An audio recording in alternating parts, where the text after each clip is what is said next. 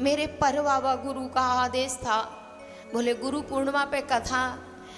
मैंने प्रार्थना की, मैंने कहा अगर किसी ग्रस्त की कथा होती तो मैं तुरंत कैंसिल कर देती, पर एक महापुरुष की कथा है और वो महापुरुष भी वयोवृद्ध हैं। फिर जीवन में मुझे उनके सामने व्यासपीठ पे बैठने का मौका मिला नहीं मिला, तो मैंने कहा मैं आशीर्वाद से वंचित रह जाऊंगी।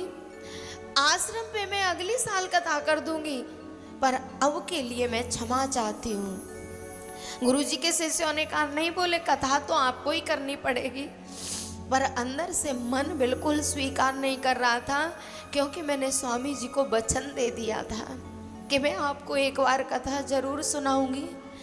आचार्य जी ने मुझसे कहा कि स्वामी जी की आयु 124 साल हो गई है, तो फिर मन और कमजोर हो गया और मुझे लग रहा था कि हे भगवान, ये गुरु पूर्णिमा कब आए और कब मैं इन श्री चरणों को अपनी टूटी फूटी भाषा में कथा सुनाऊं। इन्हीं के आशीर्वाद से, भगवान की कृपा से आज मेरा संकल्प पूरा हो गया और इनका भी जो संकल्प था सामने बैठ के कथा सुनने का, वो भी पूरा हो गया। तो आपका बहुत आभार है मेरे ऊपर, मैं शब्दों में उसको बयान नहीं कर सकती। पहले पत्रों में लिखा होता था मेरे कम लिखे को ज़्यादा समझना, और इनके सामने हमारी वाणी चलना संभव नहीं है। ये ही कृपा करते हैं, यही आशीर्वाद देते हैं, तो हम कुछ टूटी फूटी भाषा में 2-4 शब्द बोल लेते हैं। ये इनकी महानता है कि ये टूटी फूटी वाणी को भी इतने प्रेम से सुनते हैं और आशीर्वाद देते रहते हैं। आपके चरणों में मेरा सत सत नमन, कोटि कोटि नमन, और आप अपनी कृपा आशीर्वाद ऐसे ही हम सब पर बनाए रखना। भैया अब मैंने 7 दिन आपको कथा सुनाई है।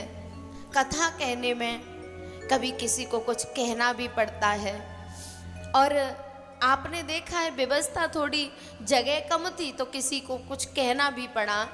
तो मेरे तन मन वाणी से जो भी गलतियां हुई हों आप मुझे क्षमा कर देना।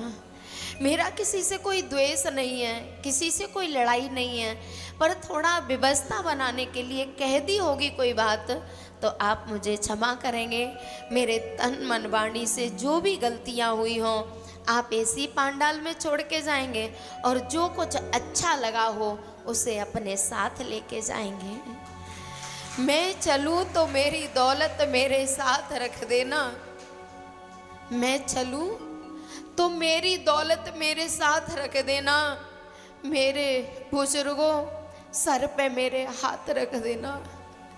मुझे आप सबके आशीर्वाद की बहुत ज़रूरत है, और मैंने भगवान को नहीं देखा है। लोग कहते हैं कि तुमने तो दर्शन कर लिए होंगे, मैं कहती हूँ हाँ, मैंने भगवान को नहीं देखा, पर मैंने इन संतों में ही भगवान के दर्शन किए। भगवान ने कभी मुझे मार्गदर्शन नहीं किया, इन संतों ने मेरा मार्गदर्शन किया है। भगवान ने मुझे कभी उंगली पकड़ के चलना नहीं सिखाया, लेकिन इन महापुरुषों ने, मैं बार बार गिरी और मुझे बार बार उठाया है। तो भैया और तो किसी की मुझे पता नहीं, पर मेरे तो चलते फिरते भगवान यही हैं जो मेरी तोतली भाषा को बैठ के इतने प्यार से सुनते रहते हैं। सभी संतों के चरणों में कोटि कोटि नमन। अब मेरा परीक्षित जी आएंगे, तिलक करके जो विदाई होती है वो करेंगे। आप लोग सभी 5 मिनट और बैठे रहो, हमारा पूजन होगा, गुरुजी का पूजन होगा, फिर उसके बाद आरती होगी। चलते चलते मेरे तन मन वाणी से जो भी गलतियां हुई हों